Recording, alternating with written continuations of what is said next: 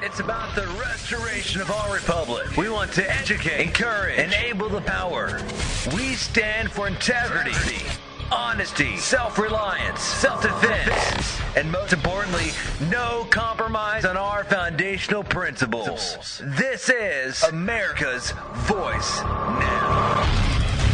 Find America's Voice Now on Facebook and at americasvoicenow.org. Here's Michael Evans.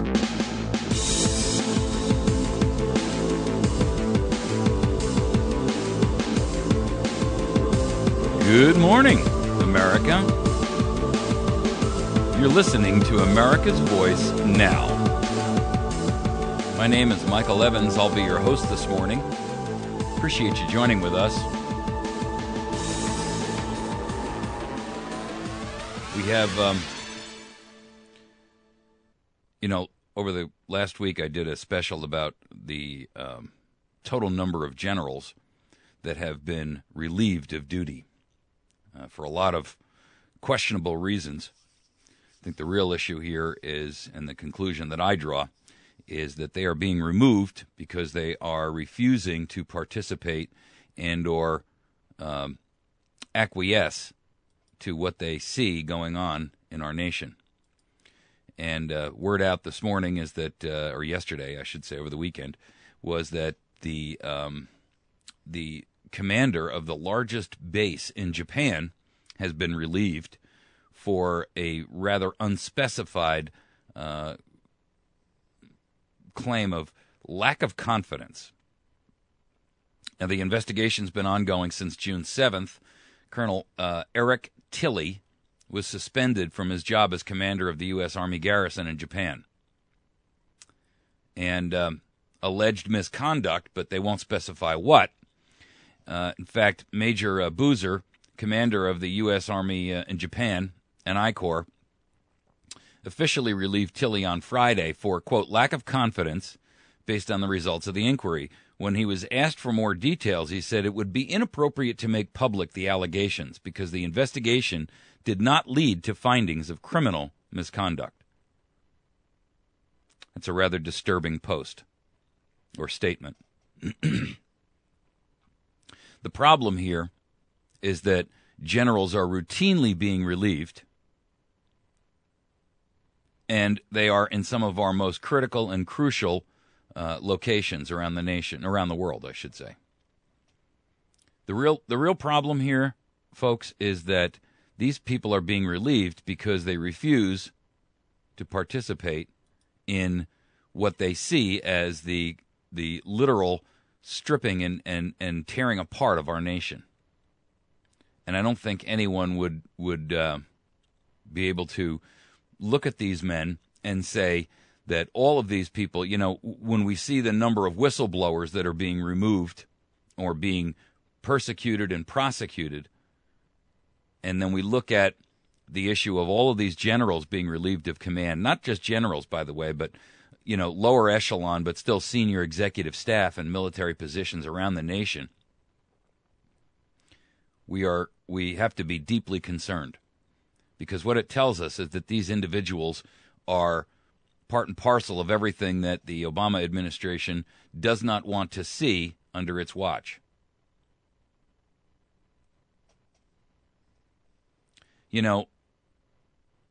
Our founders were very clear about a number of issues that we really need to be cognizant of. I posted it up on our Facebook page this morning, and I'll put it up on our website as well later on. But I found a quote from John Hancock that I thought was appropriate and telling. If you've ever looked at the Declaration of Independence, when he signed it, he's the one whose signature sits so large and bold on the face of it. And after he signed his name, and they used, of course, that very flowery, very formal-looking writing, he made a very interesting statement. After signing his name, he put down the quill and he said, "There. His Majesty can now read my name without glasses, and he can double the reward on my head." by his signing of that declaration, Hancock knew that he was forever declaring himself to be an enemy of the most powerful tyrant, the most mighty tyrant that existed in the world at that time. So I would encourage you to read again or hear again what he had to say. Because by that statement, he declared himself to be the mortal enemy of tyranny. And he understood and knew the consequences of that action. He said, "There, His Majesty can now read my name without glasses, and he can double the reward on my head." He knew that he was joining a list. He knew that he was effectively declaring himself an open enemy of tyranny. Jefferson later said, "I have sworn upon the altar of God eternal hostility against every form of tyranny over the mind of men."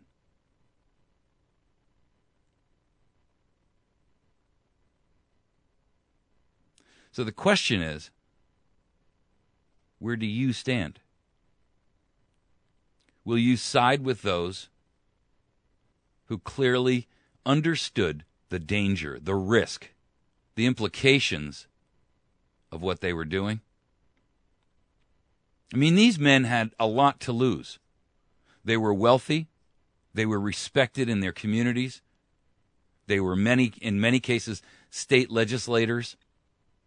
They were the leaders of their given colony or state at the time. They were merchants. They had vast land holdings. And yet, they were willing to stand up and hold the tyrant accountable for his actions.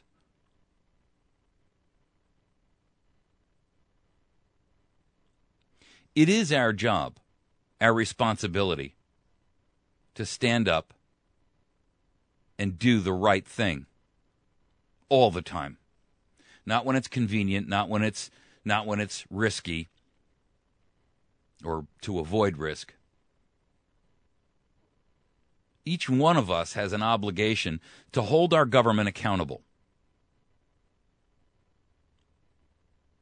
You know, I did an interview on the Survival Podcast with Jack Spirko, and one of the questions that was posted up on the site afterwards, because the listeners comment, was, what about the Constitution? In the sense that the Constitution is only a piece of paper, and I agree. The Constitution, the Bill of Rights, the Declaration of Independence, they're merely paper, and they cannot enforce themselves. It is our duty, our obligation, to do that in their place, to stand and understand the intent, the concept of liberty and freedom, and then to act upon that in a way in which we will be its defenders. George Washington, when he was drafting his first inaugural address, and remember, they asked him to be president, and he said, "I don't really want to do that." He had just fought a long and brutal and bloody war. He had watched literally thousands of his soldiers starve to death, freeze to death, and all he wanted was to go home to his farm and his plantations and just take a break. And they implored him and begged him to become the king. And he said, "Absolutely not. I'm no monarch."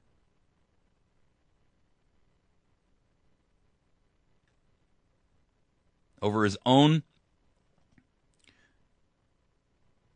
questions and concerns, against his own best interest, though, he decided that he would become the president and try to lead the nation forward in this brand new liberty and freedom that had been designated and declared.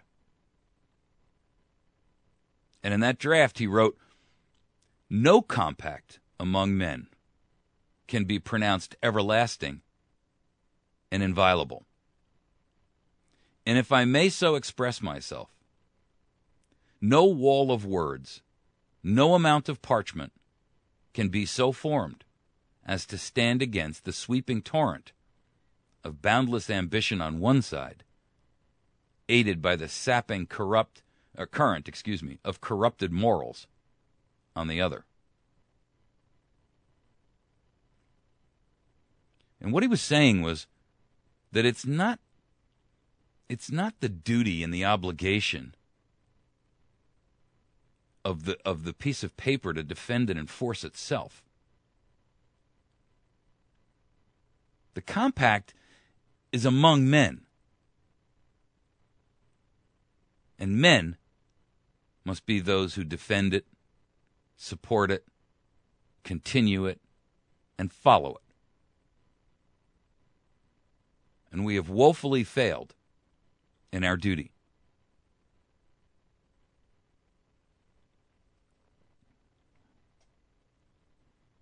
It's our obligation to do the right thing, to stand up and defend that. Sam Adams in 1772, this is before now the Declaration of Independence. He said, "All men have a right to remain in a state of nature as long as they please. And in case of intolerable oppression, civil or religious, to leave the society they belong to and enter into another."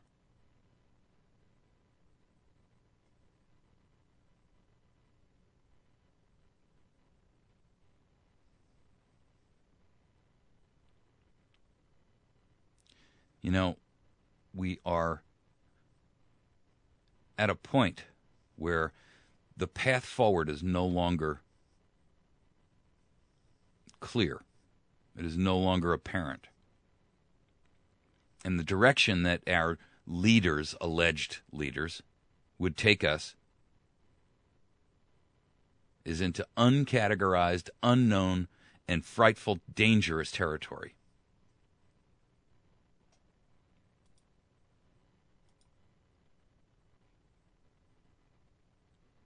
The simple truth is they don't have our interest at heart. And as a result, we are left with this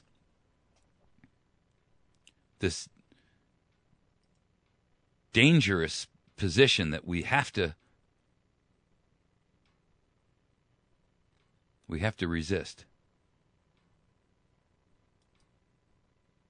We have to resist. We can't wait anymore.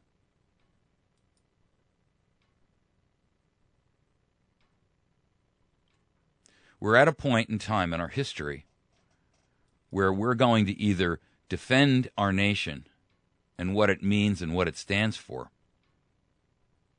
or we're going to allow it to descend into corruption and tyranny.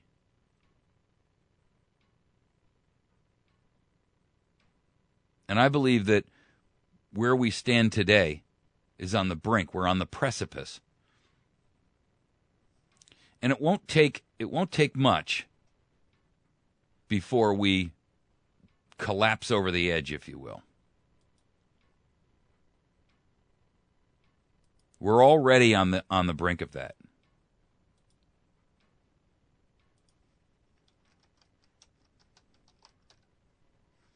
You know, there was an article which I found on Cato Institute. And I'm going to find it for you. I had it posted up on Facebook, and from time to time I post things up on Facebook that evaporate.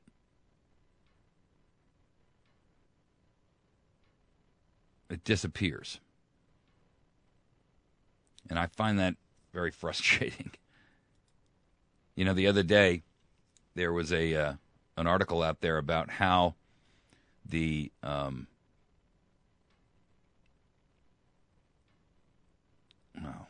that is really disturbing. It is completely gone. There was an article out about the fact that there was a Twitter account created in which people were posting up pictures of them standing there holding their cancellation letters. And over and over and over again, Twitter has canceled that account.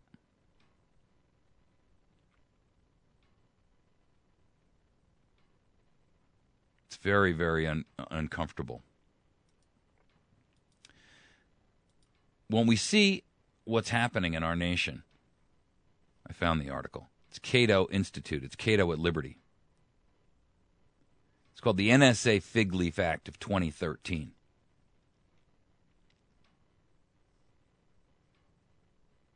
This woman who wrote this article, Julian Sanchez, very, very good article.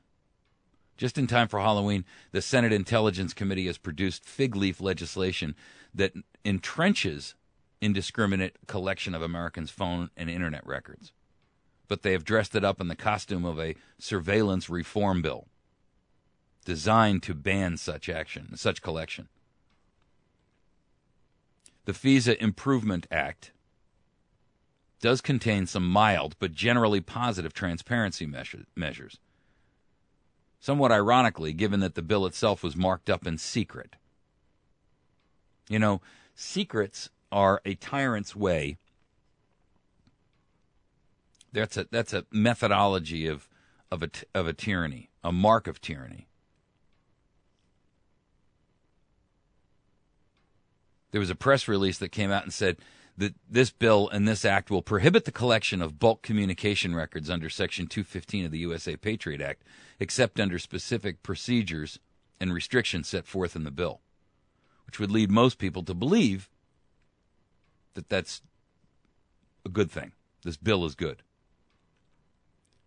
Here's Ms. Sanchez's comments on that. This is almost precisely backwards. In fact, the bill for the first time explicitly authorizes and therefore entrenches in statute the bulk collection of communication records, subject to more or less the same rules already imposed by the FISA court. It endorses rather than prohibits what the NSA is already doing. Moreover, it imposes those restrictions only with respect to bulk collection of communications records, which is dangerous because it signals to the FISA court that Congress implicitly endorses the use of Section 215 to collect other records in bulk without comparable restrictions. The key phrase used, acquisition in bulk, incidentally, does not appear to be given any concrete definition. And that would be very typical of Congress because they always leave the definition missing. Like in the NDAA, the definition of a belligerent act, for which you can be imprisoned indefinitely until the end of hostilities and the war on terror. Their phrase, not mine. Perhaps most troubling, the bill contains a section stipulating that bulk orders for communication records may not acquire the content of any communications. That sounds good, right? The problem is, under canons of judicial interpretation, a narrow and explicit prohibition on getting content under bulk orders for communication records could easily be read to imply that content can be acquired via non-bulk order, or even via bulk order for other types of records. At present, it is not clear whether the statute allows for the acquisition of content under 215, but there are strong arguments it does not. I'd argue the Constitution would forbid this, even if the statute didn't. Under this law, a clever Justice Department lawyer could plausibly argue that a prohibition on content collection under one very specific type of 215 order would be senseless and redundant unless Congress intended for content to be accessible under 215 orders generally. And courts generally have to interpret the law in a way that avoids making any provision redundant. It's not all a hypothetical concern. In 2006, Congress amended Section 215 to add special, quote, protections for educational and medical records. What Congress didn't know is that because those records are already protected under other federal law, and 215 contained no language explicitly overriding those previous statutes, the Justice Department has already determined that 215 simply could not be used to access those types of records, an interpretation that was reversed after the protections were added. In other words, Congress inadvertently expanded the scope of 215 while trying to limit it.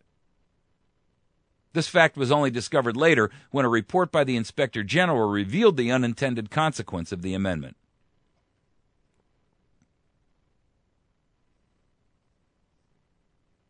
Ladies and gentlemen, your representatives in Congress are working actively to subvert, betray,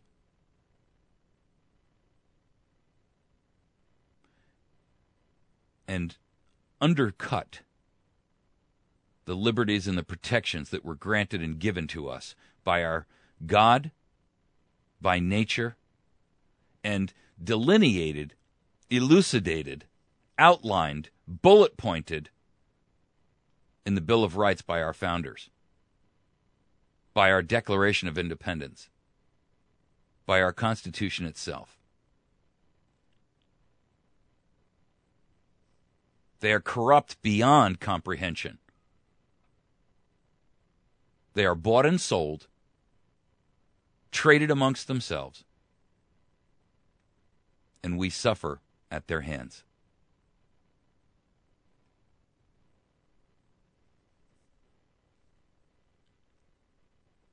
We are beyond salvage politically. And so we have no recourse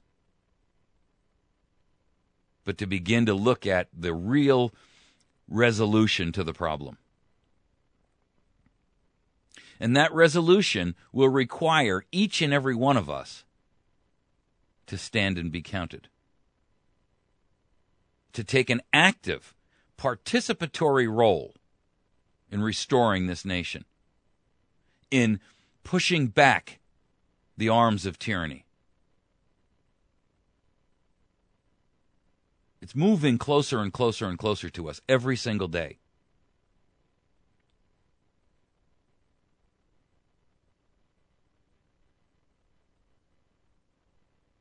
I've put out that phrase, which I think sums it up in total. I'm asking you to write it down. I'm asking you to put it at the bottom of your emails. I'm asking it for you to put it in your posts. I'm asking you for you to put this and write it on the back of your windshield in your car. Get a poster made up about it and put it everywhere you can. Not because I care to see my own words in writing, but because I think it succinctly explains where we need to be. It says, America, arise, be counted, be fearless, be fierce, be courageous and speak out, even when your voice shakes. We cannot sit silent any longer. We must stand. We must be counted. We must, like Hancock, write our names large and declare our never-ending battle against tyranny and treason. We have to state in solidarity with Jefferson that I will swear upon the altar of God eternal hostility against every form of tyranny.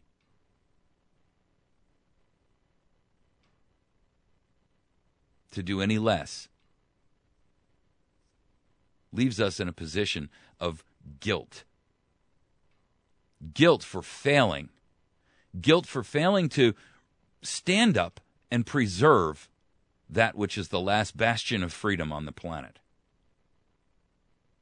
And if this pillar is knocked out, if this roof collapses, it doesn't collapse on just the United States.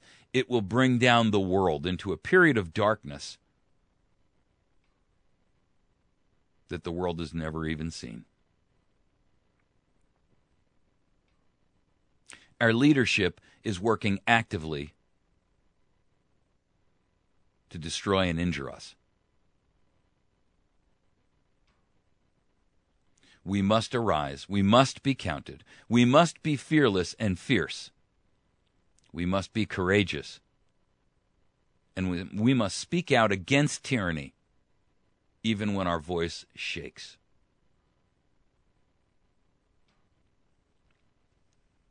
You've been listening to America's Voice Now. We're going to take a quick break. When we return, we're going to tackle 3 other topics. 1, the top 10 excuses for the Obamacare terminations. It's kind of a litany of the excuses that we've been fed. Our 3rd segment is Obamacare security flaw. People are logging in, and one particular guy one guy in particular logged in and attempted to find out what his status was, and he got an approval letter that belonged to someone else. For real. He notified the guy who lived in another state. And the guy has come out with a statement that says, I want all my information. When I logged in, I registered, and I tried to use the system. And when I found out what the pricing was, I decided I wasn't going to do it. I'm just going to pay the penalty. And now his personal information has been revealed to another user who he doesn't even know. Our 4th segment is going to be on another executive order that's been signed by this traitor-in-chief. And it's calling for the United States to be prepared for the impact of global warming.